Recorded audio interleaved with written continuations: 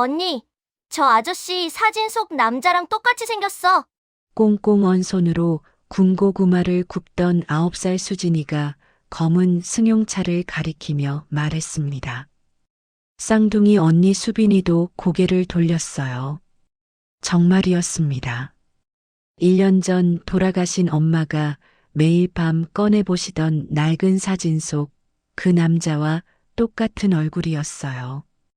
바로 그때 승용차 뒷좌석 창문이 스르륵 열렸습니다. 40대 초반의 남자가 무심코 밖을 바라보다가 그대로 굳어버렸어요. 군고구마를 굽고 있는 두 아이의 얼굴이 9년 전 헤어진 전 아내와 너무나 닮아 있었거든요. 남자의 손이 떨리기 시작했고 심장이 미친 듯이 뛰었어요. 42세 강호그룹 회장 강태호의 눈에서 자기도 모르게 눈물이 흘러내렸습니다. 왜 전 아내를 닮은 쌍둥이가 한겨울 길거리에서 군고구마를 팔고 있는 걸까요? 사연 시작 전 구독과 좋아요를 눌러주시고 어디서 듣고 계신지 댓글 남겨주시면 그곳으로 행운이 가득 깃들기를 바라겠습니다. 이야기 시작합니다. 군고구마요. 따끈따끈한 군고구마. 수빈이가 목청껏 외쳤지만 목소리는 추위에 떨려 나왔어요. 옆에서 고구마를 뒤집던 수진이의 손가락이 빨갛게 얼어 있었는데 장갑이 없었거든요. 낡은 패딩은 솜이 다 빠져서 바람을 막아주지 못했고 운동화 밑창은 닳아서 찬 기운이 발바닥까지 스며들었습니다. 언니 손 시려워. 수진이가 호호손을 불며 말하자 수빈이는 동생의 손을 잡아서 자기 주머니에 넣어줬어요. 고작 9살인데 수빈이는 항상 이랬습니다. 자기보다 동생을 먼저 챙기고 힘든 티를 절대 내지 않았어요. 엄마가 돌아가시고 나서 항상 언니 노릇을 하려고 애썼죠. 조금만 참아. 오늘 3만 원만 벌면 할머니 약 살 수 있어. 두 아이를 키워주시는 박순자 할머니가 요즘 기침을 너무 심하게 하셨거든요. 병원에 가봐야 한다는 걸 알았지만 돈이 없어서 학교 끝나면 이렇게 군고구마를 팔았어요. 지나가는 사람들은 두 아이를 힐끗 보고는 발걸음을 빨리 했습니다. 9살짜리가 이 추위에 장사를 하고 있다는 게 불편했던 거겠지만 멈춰서 도와주는 사람은 없었어요. 다들 자기 일에 바빴으니까요. 그때 30대 여자 손님 한 명이 다가와서 군고구마 2개를 달라고 했습니다. 수빈이가 환하게 웃으며 봉지에 고구마를 담는데 손이 꽁꽁 얼어서 제대로 움직이지 않았어요. 여자가 걱정스러운 표정으로 너희 둘이서 장사하냐고 물었습니다. 수빈이는 웃으며 할머니랑 사는데 할머니가 편찮으셔서 용돈 버는 거라고 대답했어요. 여자는 안쓰러운 눈빛으로 10,000원을 건네며 거스름돈은 됐다고 했습니다. 수빈이가 90도로 인사하고 여자가 떠나자 수빈이는 돈을 꼭 쥐며 수진이를 돌아봤어요. 수진아, 10,000원이야. 우리 오늘 3만 원 벌 수 있겠다. 두 아이는 작은 손을 마주치며 좋아했는데 고작 10,000원에 저렇게 기뻐하는 모습이 안쓰러우면서도 대견했어요. 그때 골목 입구에 검은색 최고급 세단이 멈춰 섰습니다. 그 차 안에는 강호그룹 회장 강태호가 타고 있었고 그는 뒷좌석에서 태블릿으로 서류를 검토하고 있었어요. 재개발 현장 시찰차 이곳에 온 거였죠. 요즘 강태호는 유난히 피곤했는데 일 때문만은 아니었습니다. 9년 전 헤어진 전 아내 은주 생각이 자꾸 났거든요. 특히 이렇게 추운 날이면 더 그랬어요. 은주는 추위를 많이 탔거든요. 지금 어디서 뭘 하고 있을까, 잘 살고 있을까, 그런 생각을 하면 가슴이 먹먹해졌습니다. 바로 그때 고소한 냄새가 차 안으로 스며들었어요. 군고구마 냄새였습니다. 강태호는 무심코 창밖을 봤는데 골목 모퉁이에 작은 리어카가 보였고 그 앞에 두 아이가 서 있었어요. 쌍둥이구나. 강태호는 별 생각 없이 그렇게 생각했어요. 그런데 이상했습니다. 시선을 떼려고 하는데 떨어지지 않았어요. 저 얼굴이 어디서 많이 본 것 같았거든요. 강태호는 자신도 모르게 창문 버튼을 눌러 그 쌍둥이를 바라봤습니다. 저 눈, 저 코, 저 입 웃는 모습까지. 강태호의 심장이 빠르게 뛰기 시작했어요. 9년 전 헤어진 전 아내 은주의 얼굴이 거기 있었는데 한 명도 아니고 두 명이나 있었거든요. 손에서 태블릿이 떨어졌고 숨을 쉴 수가 없었어요. 바로 그때 수진이가 고개를 돌려 승용차 쪽을 보더니 언니 수빈이의 소매를 잡아당기며 말했어요. 언니, 저 아저씨 사진 속 남자랑 똑같이 생겼어. 수빈이도 고개를 돌려 승용차를 봤습니다. 최고급 세단의 창문이 열려 있었고 안에 남자가 앉아 있었어요.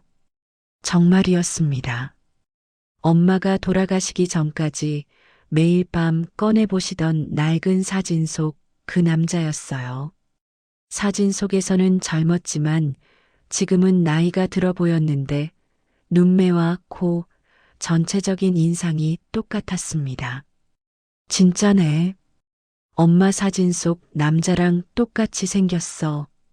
수빈이가 고개를 갸웃거리며 말했어요. 강태호는 아이들의 대화를 모두 듣고 있었습니다. 엄마랑 같이 찍은 사진이라는 말이 머릿속에서 맴돌았어요. 은주가 자신의 사진을 가지고 있었다는 뜻이었고 그걸 아이들에게 보여줬다는 뜻이었죠. 그 순간 9년 전 마지막 밤이 떠올랐습니다. 태호야, 나 할 말이 있어. 사실은 은주가 뭔가 말하려 했었어요. 하지만 강태호는 끝까지 듣지 않았습니다.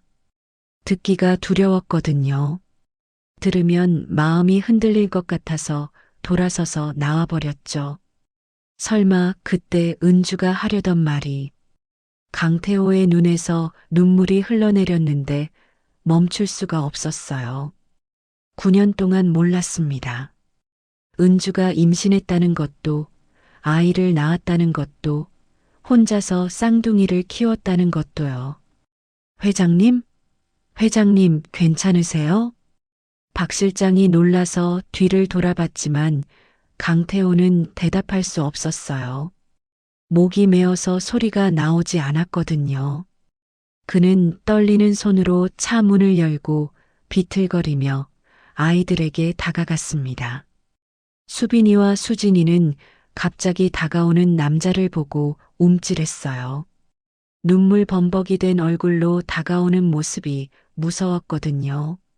수빈이가 본능적으로 수진이를 등 뒤로 감싸며 강태호를 경계하는 눈빛으로 바라봤습니다. 아저씨, 왜 그러세요? 저희 뭐 잘못했어요? 강태호는 대답할 수 없었어요. 그냥 아이들을 바라봤습니다. 은주의 눈이 거기 있었고, 은주의 코가 거기 있었고, 은주의 웃음이 거기 있었어요. 너희 어머니 이름이 뭐니? 강태호가 떨리는 목소리로 물었습니다. 수빈이는 경계하는 눈빛으로 대답했어요. 왜 우리 엄마 이름을 알고 싶어 하냐고요. 제발, 이름만 알려줘. 강태호의 목소리가 갈라졌습니다. 수진이가 언니 뒤에서 작게 말했어요. 이은주요. 우리 엄마 이름은 이은주. 그 순간 강태호의 무릎이 꺾이면서 차가운 아스팔트 바닥에 털썩 주저앉았습니다. 이은주. 틀림없었어요. 회장님, 박 실장이 달려왔지만 강태호는 일어날 수 없었습니다. 두 손으로 얼굴을 감싸고 오열했어요. 42년 인생에서 이렇게 운 적은 처음이었습니다. 미안해. 강태호의 입에서 그 말만 계속 나왔어요. 울고 있는 태호를 보며 수빈이와 수진이는 영문도 모른 채 서로를 바라보고 있었어요. 박 실장이 강태호의 팔을 잡아 일으켰습니다. 강태호는 비틀거리며 일어났지만 시선은 여전히 쌍둥이에게서 떨어지지 않았어요. 수빈이와 수진이는 낯선 아저씨가 갑자기 울면서 다가오는 바람에 잔뜩 겁을 먹고 서로를 꼭 붙잡은 채 서 있었습니다. 그 모습이 젊은 시절 은주와 너무나 닮아 있어서 강태호는 또다시 가슴이 먹먹해졌어요. 아저씨, 왜 그러세요? 괜찮으세요? 수빈이가 떨리는 목소리로 말했습니다. 동생 앞에서 무너지지 않으려고 애쓰는 게 느껴졌어요. 강태호는 눈물을 훔치며 아이들 앞에 무릎을 꿇었습니다. 차가운 바닥이 무릎뼈를 파고들었지만 은주가 혼자서 쌍둥이를 키우며 겪었을 고통에 비하면 아무것도 아니었어요. 미안해. 아저씨가 갑자기 이상하게 해서 놀랐지? 아저씨는 절대 나쁜 사람 아니야. 강태호가 최대한 부드럽게 말했지만 목소리가 자꾸 떨렸습니다. 수빈이는 여전히 경계하는 눈빛이었지만 아까보다는 조금 긴장이 풀린 것 같았어요. 수진이는 언니 등 뒤에서 빼꼼히 고개를 내밀었습니다. 두 아이의 얼굴은 9년 전 헤어진 전 아내 은주와 너무나 닮아 있었어요. 똑같은 눈, 똑같은 코, 똑같은 입술, 심지어 표정까지 똑같았습니다. 마치 20대의 은주를 두 명이나 마주하고 있는 것 같았어요. 아저씨가 우리 엄마 친구였으면 어떻게 아는 사이였어요? 수빈이가 조심스럽게 물었습니다. 강태호는 잠시 말을 잇지 못했어요. 이 아이들에게 뭐라고 설명해야 할지 머릿속이 복잡했거든요. 내가 너희 엄마의 전 남편이야. 어쩌면 너희 아빠일 수도 있어. 9년 전에 너희 엄마를 버리고 떠났어. 회사 때문에, 돈 때문에, 아버지 때문에. 그런 말을 어떻게 9살짜리 아이들에게 할 수 있겠어요. 아저씨는 옛날에 너희 엄마랑 아주 친한 사이였어. 오랫동안 함께 지냈었는데 어쩌다 보니 헤어지게 됐어. 강태호가 간신히 대답했습니다. 엄마가 그랬는데요. 사진 속 남자는 세상에서 제일 좋은 사람이래요. 수진이가 언니 뒤에서 작은 목소리로 말했어요. 엄마가 제일 사랑하는 사람인데 나쁜 사람들이 둘을 갈라놓았다고요. 그 말에 강태호의 심장이 멈추는 것 같았습니다. 은주가 아이들에게 그렇게 말했다고요. 자신을 버린 남자를 세상에서 제일 좋은 사람이라고요. 나쁜 사람들이 갈라놓았다고요. 은주는 끝까지 강태호를 원망하지 않았던 거였어요. 강태호는 두 손으로 얼굴을 감싸며 고개를 숙였습니다. 차라리 원망했으면 좋았을 거예요. 욕을 하고 저주를 퍼부었으면 덜 괴로웠을 겁니다. 그런데 은주는 혼자서 쌍둥이를 낳고 키우면서도 아이들에게 아빠 욕을 하지 않았어요. 오히려 좋은 사람이라고, 사랑하는 사람이라고 말했습니다. 강태호의 눈에서 또다시 눈물이 흘러내렸어요. 9년 전 그날 밤이 선명하게 떠올랐습니다. 그때 강태호는 33살이었고 강호그룹 전무이사였어요. 아버지인 강우진 회장이 갑자기 심장마비로 쓰러지시는 바람에 급하게 회장직을 물려받아야 하는 상황이었습니다. 그런데 이사회에서 조건을 내걸었어요. 회장이 되려면 서진그룹 딸과 정략 결혼을 하라는 거였죠. 강태호는 이미 은주와 결혼한 상태였습니다. 대학 동창이었던 은주와 아버지의 반대를 무릅쓰고 결혼한 지 2년째였어요. 이혼하시면 됩니다. 어차피 자녀도 없으시잖습니까? 이사회의 대답은 냉정했습니다. 병상에 누운 아버지도 같은 말을 했어요. 태호야, 내 마음은 안다. 하지만 회사가 먼저야. 직원 3만 명의 생계가 내 어깨에 달려 있어. 강태호는 며칠 밤을 뜬 눈으로 지새웠습니다. 은주를 사랑했어요.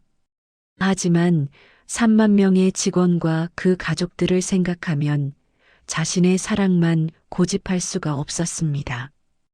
결국 강태호는 은주에게 이혼을 통보했어요. 은주야, 미안해. 나 이혼해야 할 것 같아. 은주의 얼굴이 하얗게 질렸습니다. 왜? 내가 뭘 잘못했어? 내 잘못이 아니야. 내 잘못이야. 회사 때문에. 어쩔 수가 없어. 은주의 눈에서 눈물이 주르륵 흘러내렸어요. 그리고 떨리는 목소리로 말했습니다. 태호야, 나 할 말이 있어. 사실은. 하지만 강태호는 끝까지 듣지 않았어요. 들으면 마음이 흔들릴 것 같았거든요. 미안해. 정말 미안해. 그 말만 남기고 방을 나왔습니다. 은주가 뭐라고 외치는 소리가 들렸지만 뒤돌아보지 않았어요. 그게 강태호가 은주를 본 마지막이었습니다. 아저씨, 왜 또 울어요?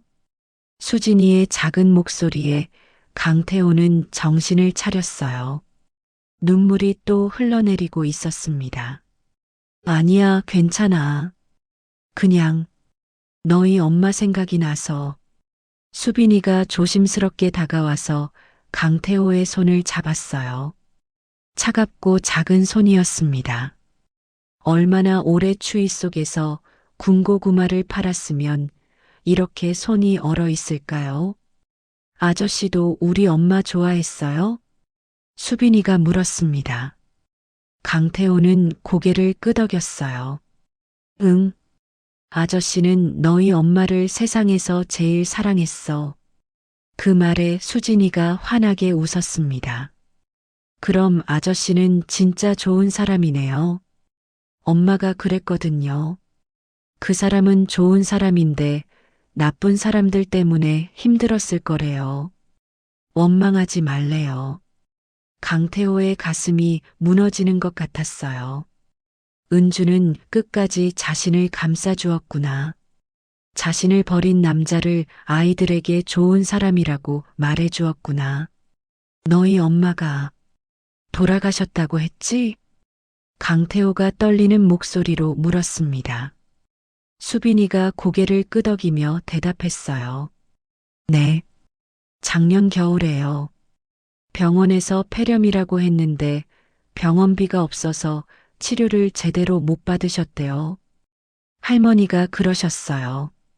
돈만 있었으면 엄마가 안 죽었을 거라고. 그 말이 강태호의 가슴을 칼로 도려내는 것처럼 아팠습니다. 병원비가 없어서. 자신은 수백억 원의 재산을 가지고 있었고 회사 경비로 한 달에 수십억 원을 쓰고 있었어요. 그런데 은주는 병원비 몇백만 원이 없어서 죽었습니다. 강태호가 조금만 일찍 은주를 찾았더라면, 아니, 9년 전에 은주의 말을 끝까지 들었더라면, 은주는 지금도 살아 있었을 거예요. 강태호는 하늘을 올려다봤습니다. 흐린 겨울 하늘이 눈물에 젖어 흐릿하게 번져 보였어요. 은주야, 미안해. 정말 미안해. 강태호는 떨리는 목소리로 아이들에게 물었어요. 너희 지금 어디서 살아? 할머니랑 산다고 했지? 수빈이가 고개를 끄덕이며 골목 안쪽을 가리켰습니다. 네. 저기 들어가면 있어요. 빨간 대문 집이요. 강태호는 박 실장을 돌아봤어요. 오늘 일정 다 취소해. 그리고 차는 여기서 기다려. 박 실장이 놀란 표정을 지었지만 곧바로 고개를 숙였습니다. 알겠습니다, 회장님. 강태호는 아이들에게 다시 시선을 돌렸어요. 아저씨가 너희 집까지 데려다 줘도 될까? 할머니한테 인사도 드리고 싶은데. 수빈이와 수진이는 서로를 바라보며 눈빛을 교환했습니다. 잠시 망설이는 것 같았어요. 낯선 아저씨를 집에 데려가도 되는 건지 고민하는 눈치였죠. 아저씨가 우리 엄마 친구였다면서요? 그럼 할머니도 아저씨 알 수도 있겠다. 수빈이가 혼잣말처럼 중얼거리더니 고개를 끄덕였습니다. 좋아요. 근데 할머니가 요즘 많이 편찮으셔서 오래 계시면 안 돼요. 강태호는 고개를 끄덕이며 아이들을 따라 골목 안쪽으로 걸어갔어요. 좁은 골목이었습니다. 양쪽으로 낡은 집들이 빼곡하게 들어서 있었고 벽에는 재개발 안내 현수막이 붙어 있었어요. 곧 철거될 동네라는 뜻이었죠. 이런 곳에서 은주가 쌍둥이를 키웠다는 생각에 강태호의 가슴이 또다시 먹먹해졌습니다. 5분쯤 걸어가자 낡은 빨간 대문이 나타났어요. 페인트가 벗겨지고 녹이 슬어 있었지만 누군가 정성껏 청소한 흔적이 보였습니다. 수빈이가 대문을 열며 안으로 들어갔어요. 할머니, 저희 왔어요. 손님도 오셨어요. 작은 마당이 있었고 그 안쪽에 허름한 단칸 건물이 있었습니다. 유리창에 금이 가 있었고 지붕에는 파란 방수천이 덮여 있었어요. 비가 새는 거였죠. 강태호는 이 광경을 보며 숨이 막히는 것 같았습니다. 자신은 100평이 넘는 펜트하우스에서 살고 있었어요. 그런데 자신의 아이들일 수도 있는 쌍둥이는 비가 새는 단칸방에서 살고 있었습니다. 문이 열리고 한 할머니가 나오셨어요. 허리가 굽어 있었고 기침을 하면서 나오셨습니다. 70대 초반쯤 되어 보였는데 얼굴에는 주름이 가득했고 손은 거칠게 갈라져 있었어요. 평생을 고생하며 사셨다는 게 한눈에 보였습니다. 수빈아, 수진아, 왜 이렇게 일찍 왔어? 오늘 장사 안 했니? 할머니가 걱정스러운 목소리로 물었어요. 그리고 강태호를 보더니 멈칫했습니다. 어머, 이분은 누구시니? 수빈이가 강태호를 가리키며 대답했어요. 할머니, 이 아저씨가 우리 엄마 친구래요. 엄마 사진에 있는 그 남자요. 할머니의 얼굴이 굳어졌습니다. 눈이 커지더니 강태호를 뚫어지게 바라봤어요. 한참을 그렇게 바라보던 할머니가 떨리는 목소리로 말했습니다. 당신이 은주가 말하던 그 사람이요? 강태호는 고개를 숙이며 대답했어요. 네, 저는 강태호라고 합니다. 은주이, 전 남편입니다. 그 말에 할머니의 눈에서 눈물이 흘러내렸습니다. 강태호는 좁은 방 안에 앉아 있었어요. 방은 정말 작았습니다. 6평 정도 되어 보였는데 그 안에 낡은 옷장 하나, 밥상 하나, 그리고 이불 세 채가 전부였어요. 벽에는 아이들이 학교에서 받아온 듯한 상장 몇 개가 붙어 있었고 그 옆에 사진 한 장이 걸려 있었습니다. 강태호는 그 사진을 보는 순간 숨이 멎는 것 같았어요. 젊은 시절 자신과 은주가 함께 찍은 사진이었습니다. 대학교 축제 때 찍은 사진이었어요. 22살의 자신과 20살의 은주가 환하게 웃고 있었습니다. 은주가 이 사진을 9년 동안 간직하고 있었구나. 강태호의 눈에서 또다시 눈물이 흘러내렸어요. 할머니가 따뜻한 물 한 잔을 강태호 앞에 놓으며 맞은편에 앉았습니다. 수빈이와 수진이는 방 한켠에서 조용히 앉아 어른들의 대화를 지켜보고 있었어요. 은주가, 그러니까 애들 엄마가 당신 얘기를 많이 했어요. 할머니가 떨리는 목소리로 말을 시작했습니다. 강태호는 고개를 숙인 채 듣고 있었어요. 처음 이 동네로 이사 왔을 때 은주가 배가 이만큼 불러 있었어요. 쌍둥이를 가지고 있었는데 아는 사람 하나 없이 혼자 왔더라고요. 할머니가 자신의 배 앞에 손으로 동그라미를 그리며 말했습니다. 제가 그때 옆집에 살았는데 애가 불쌍해서 이것저것 챙겨줬어요. 밥도 해다 주고 병원도 같이 가고 그러다 보니 정이 들었죠. 강태호는 할머니의 이야기를 들으며 가슴이 찢어지는 것 같았습니다. 은주가 임신한 몸으로 아는 사람 하나 없는 동네에서 혼자 지냈다니 얼마나 무섭고 외로웠을까요? 은주가 출산할 때 제가 병원에 같이 갔어요. 보호자가 없으니까 제가 보호자 해줬죠. 그때 은주가 울면서 그러더라고요. 할머니의 눈에서 눈물이 흘러내렸습니다. 아기 아빠가 보고 싶다고. 이 아이들 아빠한테 보여주고 싶다고. 근데 연락하면 그 사람이 힘들어질 거라고. 그래서 못한다고. 그 말에 강태호는 머리를 감싸며 고개를 숙였어요. 은주는 자신을 위해 연락하지 않았던 거였습니다. 자신이 힘들어질까봐 혼자 감당했던 거였어요. 할머니가 말을 이었습니다. 은주는 정말 악착같이 살았어요. 쌍둥이 낳고 한 달도 안 돼서 일 나갔어요. 새벽에 공장, 낮에 식당, 밤에 청소. 하루에 3시간도 못 자면서 애들 키웠어요. 강태호는 눈을 질끈 감았습니다. 그 고생을 혼자 했다니. 자신은 그 시간 동안 뭘 했을까요? 수백억 원짜리 사업을 하고 고급 레스토랑에서 밥을 먹고 넓은 펜트하우스에서 잠을 잤어요. 은주가 3시간도 못 자면서 아이들을 키우는 동안 자신은 편하게 살았습니다. 근데 은주가 그러더라고요. 원망하지 않는다고. 그 사람은 나쁜 사람이 아니라고. 상황이 어쩔 수 없었던 거라고. 할머니가 코를 훌쩍이며 말했어요. 저는 그게 이해가 안 됐어요. 임신한 아내를 버린 남자를 왜 원망하지 않냐고 물었더니 은주가 그러더라고요.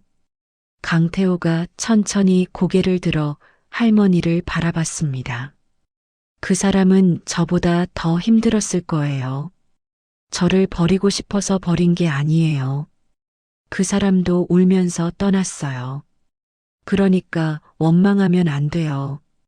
강태호의 눈에서 눈물이 줄줄 흘러내렸습니다.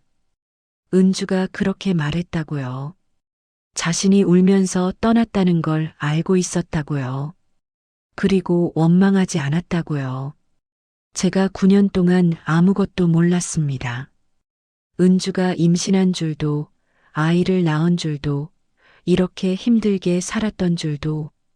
강태호가 갈라지는 목소리로 말했어요. 알았으면 찾아왔을 겁니다. 알았으면 절대 이렇게 내버려 두지 않았을 거예요. 할머니가 고개를 끄덕였습니다. 알아요. 은주도 그걸 알았어요. 그래서 연락 안 했던 거예요. 당신이 알면 힘들어할 거라고. 자기 때문에 힘들어하는 거 보기 싫다고. 강태호는 두 손으로 얼굴을 감싸며 오열했어요. 은주는 끝까지 자신을 생각했습니다. 죽는 순간까지 자신을 걱정했어요. 그런데 자신은 9년 동안 은주를 한 번도 찾지 않았습니다. 한참을 운 후 강태호가 물었어요. 은주가 돌아가시기 전에 무슨 말씀 남기셨나요? 할머니가 눈물을 닦으며 대답했습니다. 아이들한테 유언 같은 걸 남겼어요. 아빠를 원망하지 말라고. 아빠는 나쁜 사람이 아니라고. 그리고 할머니가 잠시 말을 멈췄어요. 그리고요? 언젠가 아빠를 만나면 전해달라고 했어요. 사랑했다고. 원망하지 않는다고. 행복하게 살라고. 강태호는 더 이상 견딜 수가 없었습니다. 바닥에 이마를 대고 엎드려 울었어요. 42년 인생에서 이렇게 통곡한 적은 한 번도 없었습니다. 수빈이와 수진이가 조심스럽게 다가와 강태호의 등을 토닥여줬어요. 아저씨, 울지 마세요. 엄마가 하늘에서 슬퍼할 거예요. 수진이의 작은 목소리가 들렸습니다. 강태호는 고개를 들어 쌍둥이를 바라봤어요. 은주의 눈이 거기 있었습니다. 은주의 코가 거기 있었어요. 은주는 떠났지만 은주의 아이들이 여기 있었습니다. 저 아이들, 제 아이들이 맞겠죠? 강태호가 할머니에게 물었어요. 할머니가 고개를 끄덕였습니다. 은주가 그랬어요. 이 아이들은 세상에서 제일 사랑하는 사람의 아이들이라고. 그래서 이렇게 예쁘다고. 강태호는 쌍둥이를 바라봤어요. 9살. 자신이 9년을 놓친 거였습니다. 첫 걸음마도, 첫 말도, 첫 등교도 전부 놓쳤어요. 확인이 필요합니다. DNA 검사를 하고 싶어요. 강태호가 말했습니다. 제가 확실히 이 아이들의 아버지라는 걸 증명하고 싶어요. 그래야 이 아이들을 제대로 돌볼 수 있습니다. 법적으로도요. 할머니가 고개를 끄덕였어요. 그래요. 그렇게 해요. 은주도 그걸 바랐을 거예요. 강태호는 쌍둥이에게 다가가 무릎을 꿇고 눈높이를 맞췄습니다. 수빈아, 수진아.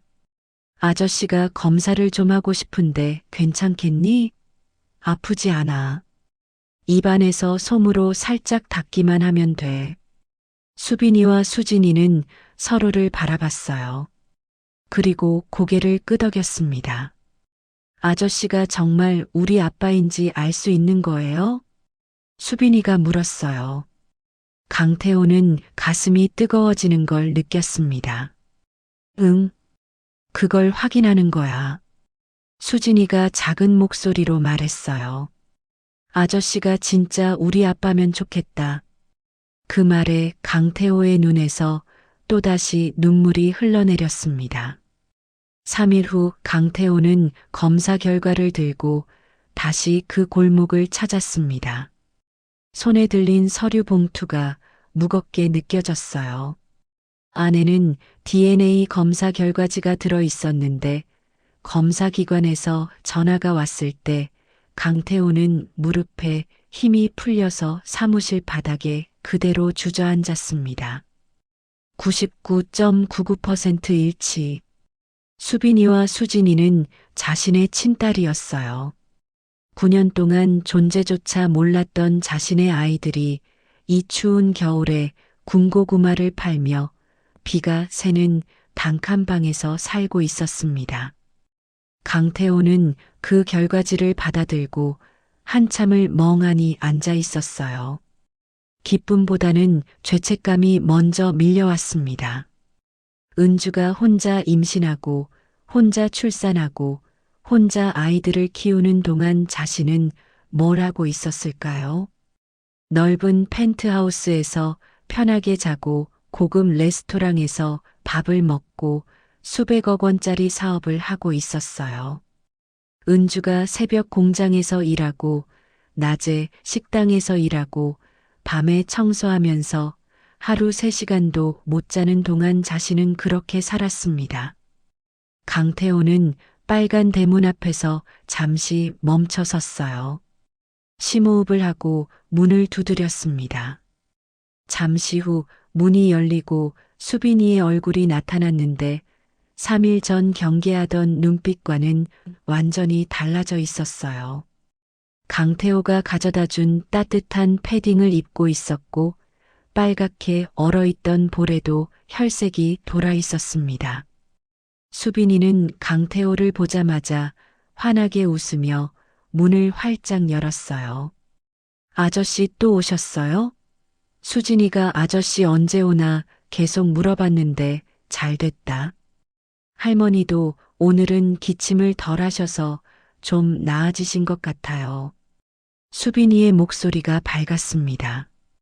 3일 전만 해도 낯선 어른 앞에서 동생을 지키려고 잔뜩 긴장했던 아이가 지금은 이렇게 편하게 말하고 있었어요. 강태호는 수빈이를 따라 작은 방 안으로 들어갔습니다. 할머니는 이불을 덮고 누워 계셨고 수진이는 할머니 옆에 앉아 귤을 까고 있었어요. 강태호가 들어오자 수진이가 자리에서 벌떡 일어나 달려왔습니다. 작은 손으로 강태호의 옷자락을 잡으며 환하게 웃었어요. 그 모습을 보며 강태호는 가슴이 뭉클해졌습니다. 자신이 사다 준 귤을 맛있게 먹고 있는 아이들. 이 아이들이 자신의 친딸이라니. 할머니가 힘겹게 몸을 일으키며 강태호를 바라봤어요. 강태호는 할머니 앞에 무릎을 꿇고 앉아 품에서 서류 봉투를 꺼냈습니다. 방 안의 공기가 순간 무거워졌어요. 수빈이와 수진이도 하던 일을 멈추고 강태호를 바라봤습니다. 강태호는 봉투에서 서류를 꺼내 할머니에게 건넸어요. 검사 결과가 나왔습니다. 99.99% 일치해요. 수빈이와 수진이는 제 친딸입니다. 그 말에 할머니의 눈에서 눈물이 흘러내렸습니다. 주름진 손으로 서류를 받아들고 한참을 바라보다가 고개를 끄덕였어요. 은주가 그렇게 말했었다고 중얼거렸습니다. 이 아이들은 세상에서 제일 사랑하는 사람의 아이들이라고. 그래서 이렇게 예쁘다고. 할머니는 서류를 가슴에 꼭 안으며 한참을 울었어요. 수빈이와 수진이는 무슨 일인지 정확히 이해하지 못하는 표정으로 서로를 바라봤습니다. 강태호가 아이들에게 다가가 눈높이를 맞추며 떨리는 목소리로 말했어요. 수빈아, 수진아, 검사 결과가 나왔어. 아저씨가 너희들 친아빠야. 9년 동안 몰라서 미안해. 엄마 혼자 고생하시는 거 몰라서 정말 미안해.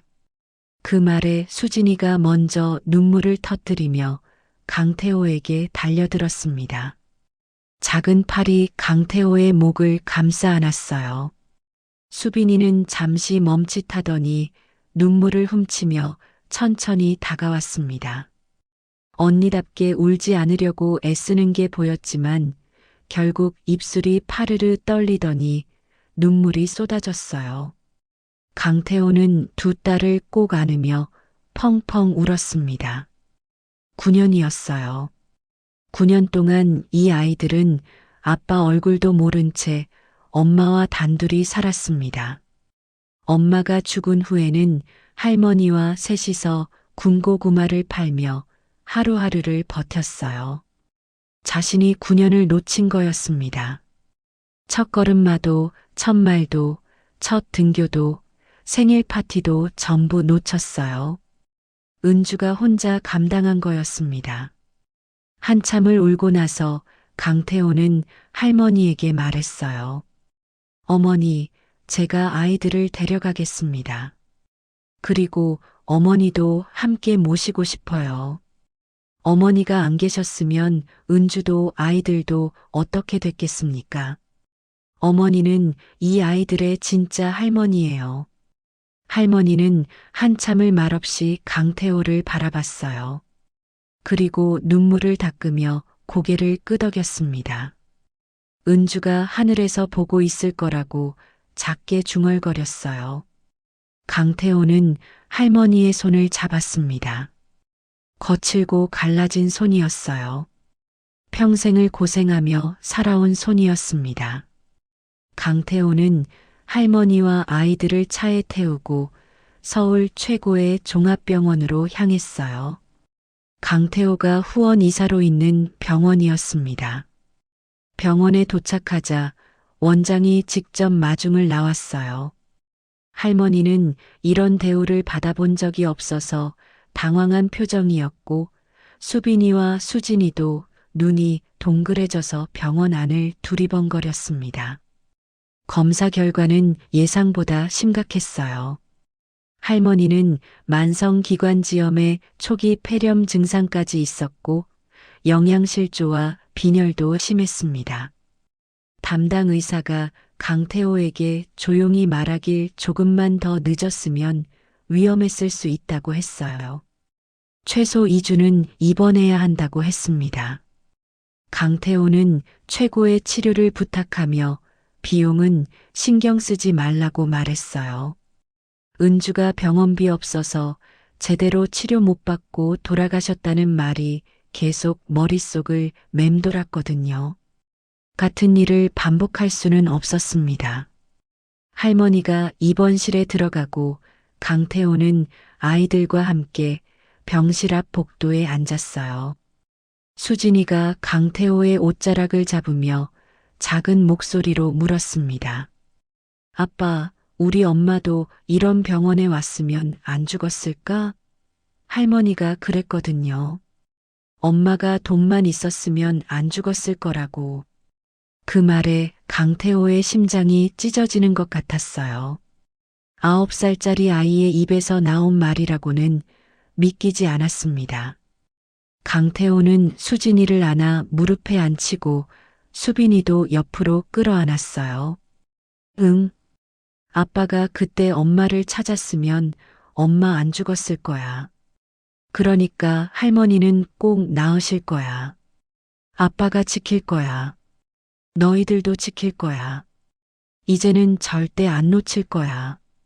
두 딸이 강태호의 품에 파고들었습니다. 강태호는 아이들을 꼭 안으며 다짐했어요. 은주를 지키지 못한 것처럼 이 아이들을 잃지는 않겠다고. 바로 그때 강태호의 휴대폰이 울렸습니다. 화면에 강민혁 전무라는 이름이 떠 있었어요. 강민혁은 강태호의 사촌 동생이자 회사의 2인자였습니다. 강태호는 전화를 받았어요. 전화기 너머로 강민혁의 다급한 목소리가 들려왔습니다. 회사에 이상한 소문이 돌고 있다고 했어요. 형이 숨겨둔 자식이 있다는 얘기가 퍼지고 있고 이사회에서 벌써 말이 나오고 있다고 했습니다. 3일 전에 형이 길거리에서 어떤 애들 앞에서 울었다는 사진이 돌아다니고 있고 기자들도 벌써 냄새를 맡은 것 같다고 했어요.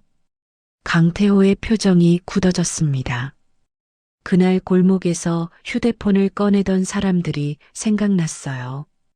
박 실장이 막으려 했지만 이미 사진을 찍은 사람들이 있었던 거였습니다. 강태호는 잠시 창밖을 바라보다가 대답했어요. 사실이라고. 9년 전에 헤어진 전 아내가 임신한 줄 모르고 이혼했고 그 아이들을 이제야 찾은 거라고. 전화기 너머에서 한숨소리가 들렸습니다. 이사회에서 가만 안 있을 거라고 했어요.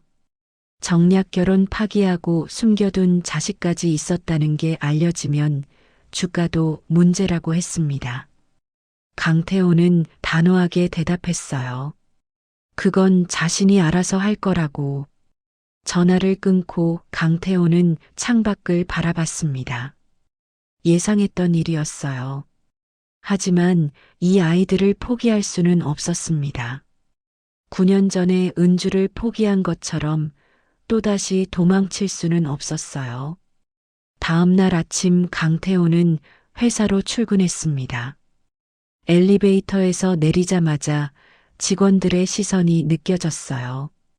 복도를 지나갈 때마다 수군거리는 소리가 들렸지만 강태호가 가까이 가면 모두 입을 다물었습니다. 비서실장이 다급하게 다가와 이사회에서 긴급 회의를 소집했다고 보고했어요. 30분 후에 대회의실에서 시작한다고 했습니다. 강태호는 예상했던 일이라 크게 놀라지 않았어요. 고개를 끄덕이고 회장실로 들어갔습니다. 책상 위에 아침 신문들이 놓여 있었는데 경제면 헤드라인이 눈에 들어왔어요. 강호그룹 강태호 회장, 숨겨둔 자녀 있었나? 기사 옆에는 3일 전 골목에서 찍힌 사진이 실려 있었습니다. 강태호가 무릎을 꿇고 울고 있는 모습과 그 앞에 서 있는 쌍둥이의 뒷모습이었어요. 다행히 아이들의 얼굴은 나오지 않았지만 시간 문제였습니다. 강태호는 신문을 내려놓고 창밖을 바라봤어요. 서울 시내가 한눈에 내려다 보이는 50층 회장실이었습니다. 9년 전 이 자리에 앉기 위해 은주를 버렸어요. 회사를 지키기 위해 사랑을 포기했습니다. 그런데 지금 또다시 같은 선택의 기로에 서 있었어요. 강태호는 주머니에서 휴대폰을 꺼내 사진첩을 열었습니다. 어제 병원에서 찍은 사진이었어요. 수빈이와 수진이가 환하게 웃으며 부위를 하고 있었고 그 옆에서 할머니가 온화한 표정으로 아이들을 바라보고 있었습니다. 은주가 목숨 바쳐 키운 아이들이었어요. 이번에는 도망치지 않겠다고 다짐했습니다. 30분 후 대회의실 문이 열렸습니다. 긴 테이블 양쪽에 이사들이 앉아 있었고 그 끝에 사촌 동생 강민혁이 앉아 있었어요. 강태호가 들어서자 모든 시선이 집중되었습니다. 이사회 의장인 박정수 사회이사가 서류를 정리하며 해명을 요구했어요. 언론에 보도된 내용이 사실인지 9년 전 이혼한 전 아내 사이에서 자녀가 있는 게 맞는지 물었습니다. 강태호는 잠시 이사들의 얼굴을 둘러봤어요. 어떤 이사는 걱정스러운 표정이었고 어떤 이사는 노골적으로 불쾌한 표정을 짓고 있었습니다. 사실입니다. 회의실 안이 술렁였어요. 이사들이 서로 눈빛을 교환하며 수군거렸습니다. 강태호는 담담하게 말을 이었어요. 전 아내가 임신 사실을 말하지 않았고 자신은 아이들의 존재를 전혀 몰랐다고 했습니다. 3일 전에야 알았고 DNA 검사 결과 친딸임이 확인되었다고 했어요. 박정수 의장이 고개를 저으며 우려를 표했습니다. 주가가 벌써 3% 떨어졌고 이 상태로 가면 더 떨어질 거라고 했어요. 회사 이미지에 타격이 크다고 했습니다. 강태호는 그 말을 듣고도 표정이 변하지 않았어요. 예상했던 반응이었거든요. 강태호는 자리에서 천천히 일어났습니다. 9년 전에 저는 회사를 선택했습니다. 회의실이 조용해졌어요. 그 대가로 사랑하는 사람을 잃었어요. 그 여자는 혼자 아이를 낳고 키우다가 병원비가 없어서 죽었습니다. 이사들 중 몇 명이 고개를 숙였어요. 강태호의 목소리가 떨렸습니다. 이번에는 다른 선택을 하겠습니다. 제 딸들을 숨기지 않겠습니다. 회의실 안에 무거운 침묵이 흘렀어요. 그때 강민혁이 자리에서 일어났습니다. 형의 마음은 이해하지만 이건 회사를 위험에 빠뜨리는 행동이라고 했어요. 직원 3만 명의 생계가 걸린 문제인데 개인 사정으로 회사를 흔들면 안 된다고 했습니다. 강태호는 강민혁을 바라봤어요. 어렸을 때부터 함께 자란 사촌 동생이었습니다. 민혁아, 나를 믿어줘. 강민혁은 한참을 강태호를 바라보다가 한숨을 내쉬며 자리에 앉았어요. 박정수 의장이 잠시 생각하더니 고개를 끄덕였습니다. 숨기다가 들키면 더 큰 타격이 될 수 있으니 차라리 먼저 공개하는 게 나을 수도 있다고 했어요. 9년 만에 찾은 딸이라는 스토리는 충분히 감동적이라고 했습니다. 다른 이사들도 하나둘 고개를 끄덕이기 시작했어요. 이사회가 끝나고 강태호는 회장실로 돌아왔습니다. 창밖을 바라보며 휴대폰을 꺼내 병원에 전화를 걸었어요. 수빈이의 목소리가 들렸습니다. 아빠, 언제 와요? 강태호는 미소를 지으며 대답했어요. 곧 갈게. 오늘 아빠가 세상에 너희 얘기할 거야. 전화기 너머에서 수진이의 목소리도 들렸습니다. 빨리 오라고 했어요. 강태호의 눈에서 눈물이 흘러내렸습니다. 9년을 기다린 아이들이었어요. 이제는 더 이상 기다리게 하지 않을 거였습니다. 그날 오후 3시 강호그룹 본사 대강당에서 긴급 기자회견이 열렸습니다. 수백 명의 기자들이 카메라와 마이크를 들고 자리를 채웠어요. 플래시가 터지는 가운데 강태호가 단상 위로 올라갔습니다. 42세의 젊은 재벌 회장이 숨겨둔 자녀가 있다는 소문에 온 나라가 들썩이고 있었어요. 주가는 이미 5%나 떨어진 상태였고 인터넷에는 온갖 추측과 루머가 난무하고 있었습니다. 강태호는 마이크 앞에 섰어요. 수백 개의 카메라가 일제히 그를 향했습니다. 플래시가 눈을 찔렀지만 강태호는 눈을 감지 않았어요. 심호흡을 하고 천천히 입을 열었습니다. 오늘 제가 직접 말씀드리겠습니다. 강당 안이 조용해졌어요. 기자들이 펜을 들고 메모할 준비를 했습니다. 강태호는 담담한 목소리로 말을 이었어요. 9년 전 자신이 사랑하는 여자와 이혼했다고 했습니다. 회사를 위해 어쩔 수 없는 선택이었다고 했어요. 그런데 그때 전 아내가 임신 중이었다는 사실을 자신은 몰랐다고 했습니다.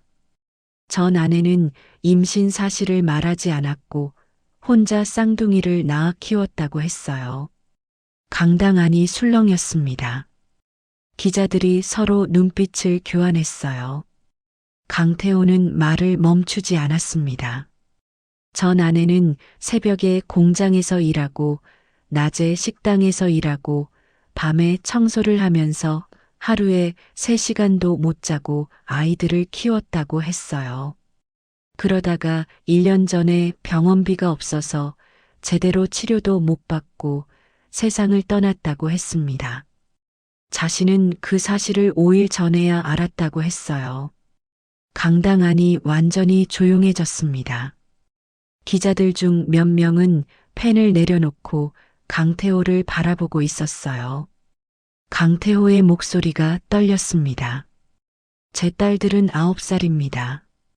엄마가 돌아가신 후에 할머니와 셋이서 길거리에서 군고구마를 팔며 살았습니다. 플래시가 미친 듯이 터졌어요. 강태호는 눈물을 참으며 말을 이었습니다. 저는 9년 전에 회사를 위해 사랑을 포기했습니다. 그 대가로 사랑하는 사람을 잃었어요. 하지만 이번에는 다르게 하겠습니다. 제 딸들을 공식적으로 인정하고 함께 살겠습니다. 기자들 사이에서 웅성거리는 소리가 났어요. 강태호는 마지막으로 이렇게 말했습니다. 질문은 받지 않겠습니다. 다만 한 가지만 부탁드립니다. 제 딸들은 9살입니다. 아직 어린아이들이에요. 아이들의 사생활을 지켜주시기 바랍니다. 강태호는 고개를 숙여 인사하고 단상에서 내려왔어요. 기자들이 일제히 질문을 쏟아냈지만 강태호는 뒤돌아보지 않았습니다. 기자회견 영상은 순식간에 전국으로 퍼져나갔어요. 저녁 뉴스 시간이 되자 모든 방송사에서 이 소식을 다뤘습니다. 강호그룹 강태호 회장, 9년 만에 쌍둥이 딸 공개. 전 아내는 병원비 없어 사망. 딸들은 군고구마 팔며 생활. 인터넷에는 다양한 반응이 쏟아졌어요. 처음에는 비난하는 댓글이 많았습니다. 임신한 아내를 버리다니 나쁜 놈이라는 댓글. 재벌이 뭐가 대단하다고 가족을 버리냐는 댓글. 9년 동안 찾지도 않았으면서 이제 와서 아버지 노릇이냐는 댓글. 하지만 시간이 지나면서 분위기가 조금씩 바뀌기 시작했어요. 전 아내가 임신 사실을 숨겼다는 점. 강태호가 정말 몰랐을 수도 있다는 점. 그리고 알자마자 바로 공개하고 책임지겠다고 한 점. 이런 부분들이 부각되면서 동정적인 댓글도 늘어났습니다. 그래도 알자마자 바로 나선 건 대단하다. 숨기지 않고 공개한 건 용기 있는 행동. 아이들이 불쌍하다. 이제라도 잘 키웠으면. 강태호는 병원 로비에서 휴대폰으로 뉴스를 보고 있었어요. 손이 떨렸습니다. 세상의 평가가 두려운 게 아니었어요. 아이들이 상처받을까봐 그게 걱정이었습니다. 병실 문이 열리고 수빈이가 뛰어나왔어요. 아빠, 텔레비전에 아빠 나왔어. 수빈이가 강태호에게 달려와 안겼습니다. 강태호는 수빈이를 꼭 안으며 물었어요. 봤어? 무섭지 않았어? 수빈이가 고개를 저었습니다. 아니, 아빠가 우리 얘기하는 거 봤어. 할머니가 울었어. 강태호는 수빈이의 손을 잡고 병실로 들어갔어요. 한 달이 지났습니다. 할머니는 건강을 많이 회복하셨고 수빈이와 수진이는 새 학교에 전학을 갔어요. 처음에는 갑자기 바뀐 환경에 아이들이 적응하지 못할까봐 걱정했지만 쌍둥이는 생각보다 빠르게 새 생활에 익숙해졌습니다. 아침마다 강태호가 직접 아이들을 학교에 데려다 주었고 저녁에는 함께 밥을 먹었어요. 주말에는 놀이공원도 가고 영화도 보러 갔습니다. 9년 동안 하지 못했던 것들을 하나씩 해나가는 중이었어요. 어느 일요일 아침 강태호는 수빈이와 수진이를 불러 거실에 앉혔습니다. 두 아이는 무슨 일인가 싶어 동그란 눈으로 강태호를 바라봤어요. 강태호는 잠시 망설이다가 천천히 입을 열었습니다. 오늘 엄마 만나러 갈까? 수빈이와 수진이의 눈이 커졌어요.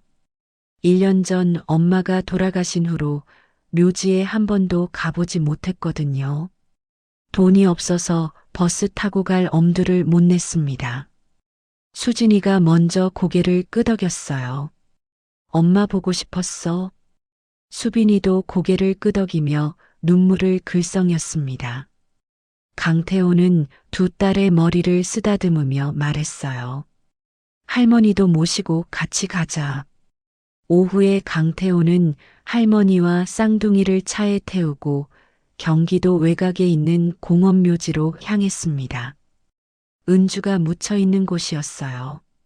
가는 내내 차 안은 조용했습니다. 할머니는 창밖을 바라보며 말없이 눈물을 닦고 계셨고 수빈이와 수진이는 서로 손을 꼭 잡은 채 앉아 있었어요. 강태호도 아무 말 없이 운전대를 잡고 있었습니다. 가슴이 무거웠어요.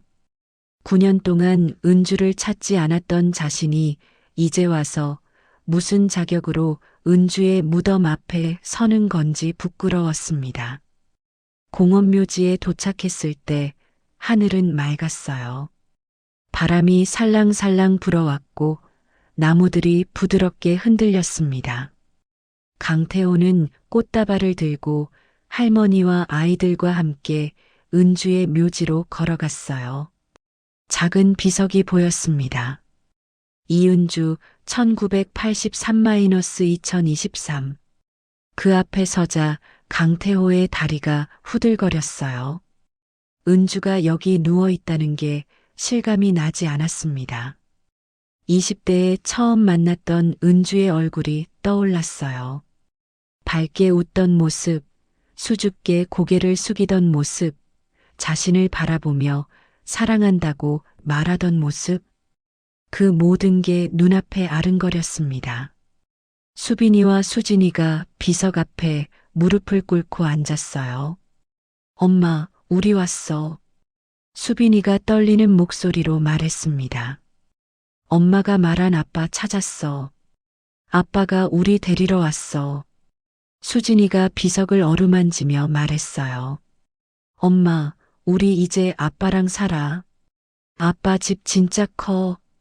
우리 방도 있어. 엄마도 같이 살았으면 좋았을 텐데.